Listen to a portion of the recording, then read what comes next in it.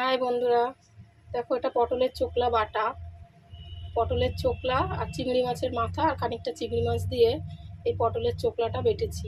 কিভাবে বাটলাম দেখো তোমরা। বাটা করবো আজকে। পটলের চোকলাগুলো আমি একটুখানি গরম জলে সেদ্ধ করে নেব। একটু লবণ দিয়ে দেবো। লবণ দিয়ে এটা সেদ্ধ করছি কেন জানো বন্ধুরা?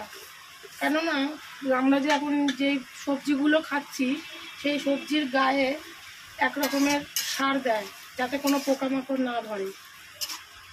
সেই সারগুলো এই যে সেদ্ধ করে নিলে কি হবে, সেগুলো সব ধুয়ে চলে যাবে, পরিষ্কার হয়ে যাবে।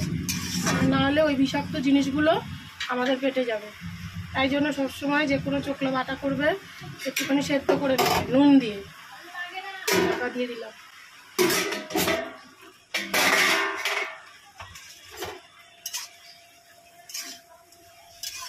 এটা সেদ্ধ হয়ে গেছে, আমি এটা নামিয়ে নেব।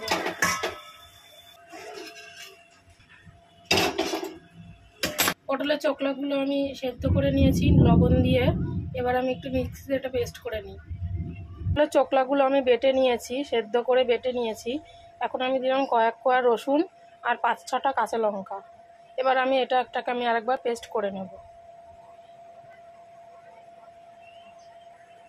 কাঁচা লঙ্কা আর রসুন দিয়ে পেস্ট করে নিয়েছি।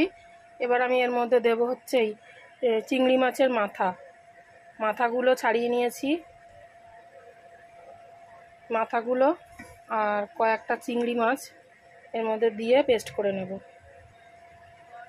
আমার চিংড়ি মাছের মাথাগুলো আর চিংড়ি মাছ দিয়ে পটলের চোকলাটা বাটা কমপ্লিট হয়ে গেছে। এবার আমি কড়াইতে ভেজে নেব, কষিয়ে নেব আর কি।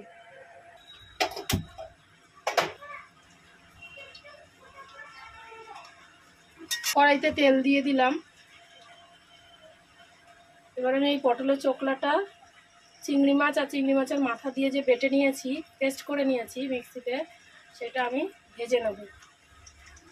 তেলটা গরম হয়ে গেছে, আমি দিয়ে দেবো একটু কালো জিরে, দেবো একটু পেঁয়াজ কুচি,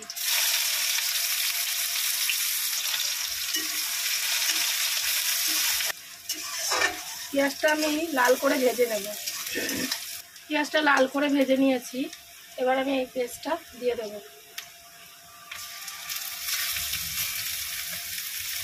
পটলের চোকলাটা যখন আমি সেদ্ধ করেছিলাম তখন লবণ দিয়েছিলাম, এখন আমি অল্প লবণ দেবো একটু হলুদ গুঁড়ো। বেশি ঝাল খাই না, তোমরা তোমাদের পরিমাণ মতো ঝাল দিয়ে দিও। এবার আমি এটা ভালো করে কষিয়ে নেব। দেবো একটু চিনি,